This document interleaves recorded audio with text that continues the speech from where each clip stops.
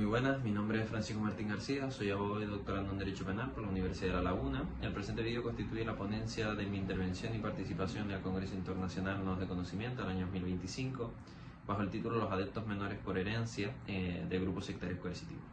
Bueno, en mis anteriores ponencias ya he hecho referencia a la persuasión coercitiva. En este caso también es necesario hablar sobre la misma, a la vista de que estamos hablando de grupos sectarios coercitivos y que por lo tanto estamos hablando de grupos sectarios ilícitos, en los cuales predomina la utilización de la persuasión coercitiva. Y además vamos a hacer foco en los adeptos menores por herencia.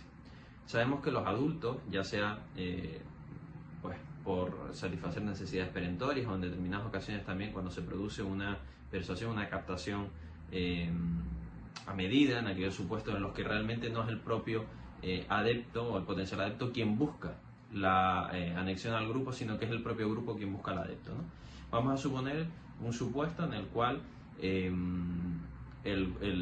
adulto por voluntad propia quiere anexionarse a un determinado grupo, y en ese grupo pues evidentemente lo que busca es satisfacer las necesidades perentorias que tiene, pues buscar respuestas a una posible salvación, a una futura vida, a qué hay más allá de la muerte, y posteriormente el grupo o comienza su introducción al grupo una vez que se producen las cuatro fases establecidas por Rodríguez Carballeira, ¿no?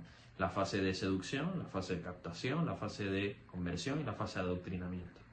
Estamos hablando de que son grupos sectarios coercitivos. Como sabemos, no todos los grupos sectarios presentan relevancia penal. Presentarán relevancia penal aquellos que podamos aplicar por analogía, por ejemplo, lo previsto en el artículo 515, 1 segundo. Es decir, aquellos que a pesar de tener un fin lícito, utilizan medios de alteración o control de la personalidad. Esa alteración o control de la personalidad se desarrolla, por ejemplo, a través de medios comisivos como la persuasión coercitiva. Por lo tanto, supuesto en el cual un adulto accede a formar parte de un determinado grupo sectario y dentro de ese propio grupo ya es objeto de la persuasión coercitiva. Esto da lugar a que nos encontremos o que denominemos como un grupo sectario destructivo o coercitivo. Esto implica que el consentimiento que ha sido prestado por el adepto resulta inválido, ineficaz. ¿Y por qué? Porque toda aquella información que ha recibido el adepto, desde las primeras fases hasta las últimas fases, en las cuales ya se ha producido ese adoctrinamiento, han resultado engañosas. ¿Por qué? Porque se ha utilizado una serie de manipulación,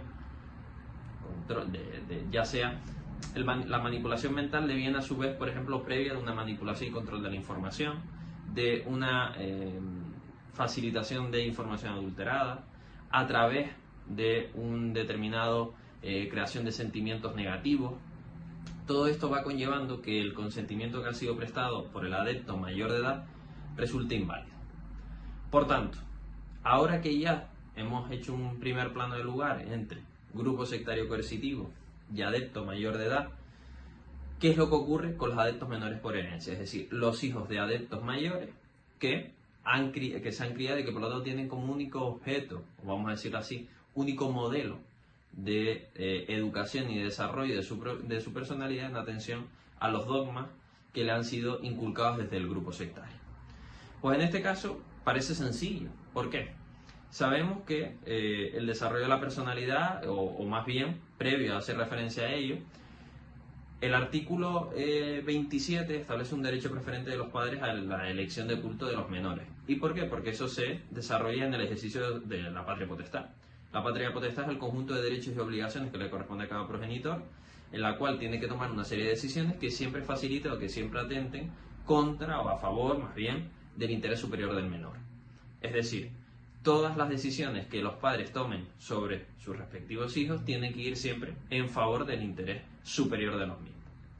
Esto lo que conlleva es, si nos encontramos ante un grupo sectario coercitivo en el cual previamente la libertad ideológica del artículo 16 de la Constitución de sus padres ha sido vulnerada, ha sido ineficaz, es decir, la prestación de esa libertad resulta viciosa a causa de la persuasión coercitiva, se entiende que el derecho preferente del artículo 27.3 que recoge nuestra Constitución de esa libertad de elección de culto de padres a menores resulta contrario a los intereses superiores del menor.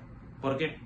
Porque es ilógico que en un grupo donde se cometan ilícitos penales, donde se produzca la alteración y control de la personalidad, tanto de adeptos mayores de edad como menores de edad, evidentemente va en contra de los derechos fundamentales. Nos encontramos ante supuestos de menores de edad. Los menores de edad son sujetos pasivos de especial vulnerabilidad, y más cuando se encuentran en un estadio en el que deben desarrollar su personalidad previo a esa vida adulta. En un grupo sectario coercitivo, la personalidad que vayan a desarrollar siempre va a ser en atención a los dogmas, y si estamos hablando de que en ese grupo se cometen ilícitos penales y además se producen alteraciones o controles de la manipulación de la información e inclusive, por ende, de la personalidad, ese grupo va en contra de los intereses superiores del menor. Es por lo tanto que llegará el momento en el cual podremos plantear que los adeptos menores por herencia, a pesar de ese derecho preferente que tienen los padres de la libertad de elección de culto, forma parte o entra dentro del ejercicio correcto de la patria potestad.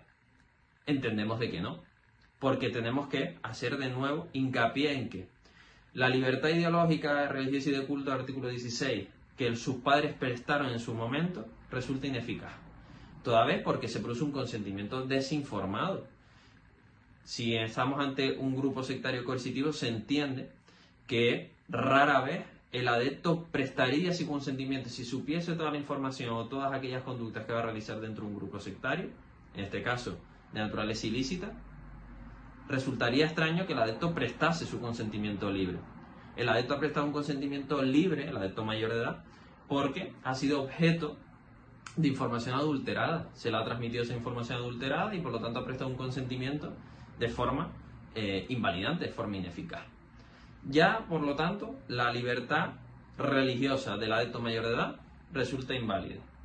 Si ya pasamos a un estadio posterior en el que le toca la elección de esa libertad de culto, cuando el propio adepto mayor de edad ha desarrollado esa libertad de elección o ese derecho preferente sobre la libertad de elección de culto de los menores, la ha desarrollado dentro de un grupo destructivo, sectario destructivo, evidentemente que se atenta contra el interés superior del menor.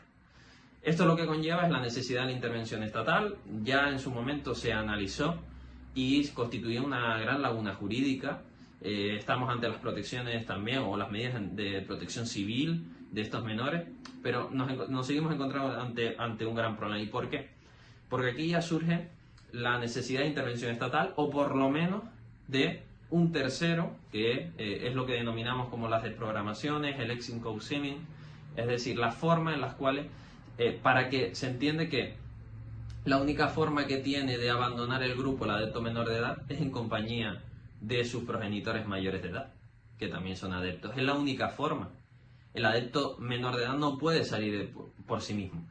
En atención a esto, el menor, o vamos a decirlo así, la personalidad que el propio menor va a desarrollar en el contexto destructivo, sectario destructivo, evidentemente no cumple con las garantías educacionales de un Estado de Derecho. Por ende, y por todo ello, el adepto menor de edad, por herencia, es decir, aquel que ya nace en el grupo sectario destructivo y que por lo tanto el modelo de personalidad y de educación es aquel que la ha sido inculcado por un grupo sectario destructivo, va en contra del interés superior del menor. Lo decíamos previamente, libertad ideológica de sus padres resulta vulnerada. Por ende, ese derecho preferente que ha sido desarrollado una vez que ya se ha declarado la ineficacia de la libertad ideológica, va en contra del interés superior del menor.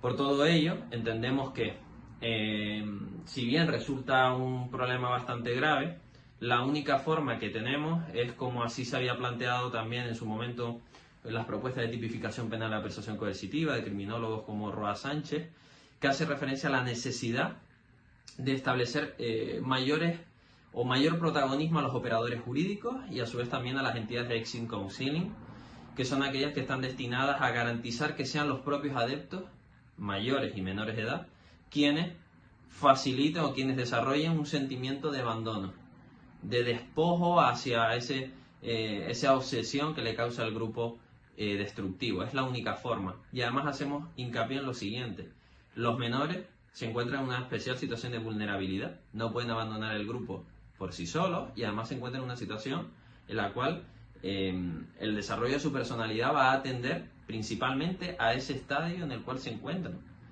No cuando ya son mayores de edad, sino en este momento en el que están siendo menores de edad. Por tanto, resulta preciso la intervención estatal en cuanto a, como decíamos, un mayor protagonismo de los operadores jurídicos, a su vez también de la intervención de la Fuerza y Cuerpo de Seguridad del Estado. Al igual que ocurre con la violencia de género, se ha establecido un número de teléfono, el cual es gratuito, no deja registro o rastro en el registro de llamada, y es por lo tanto que facilitaría que los adeptos llamen y soliciten ayuda, y por ende también a otro tipo de asociaciones que se denominan, como decíamos, Exit Counseling, de desprogramación voluntaria, que son aquellas que una vez que ya saben que un determinado grupo precisa ayuda, o adeptos dentro de un determinado grupo necesitan ayuda, le facilitan todos los medios necesarios para que sean ellos quienes voluntariamente abandonen el grupo. Es la única forma que tenemos. Por tanto, en aquellos supuestos donde decíamos que hay adeptos menores por herencia en grupos sectarios coercitivos, se atenta contra el interés superior del menor y por ende se precisa de una necesidad de intervención estatal que garantice unos niveles de garantía educacional en atención a los principios básicos del Estado de Derecho. Muchas gracias por su atención. Un saludo.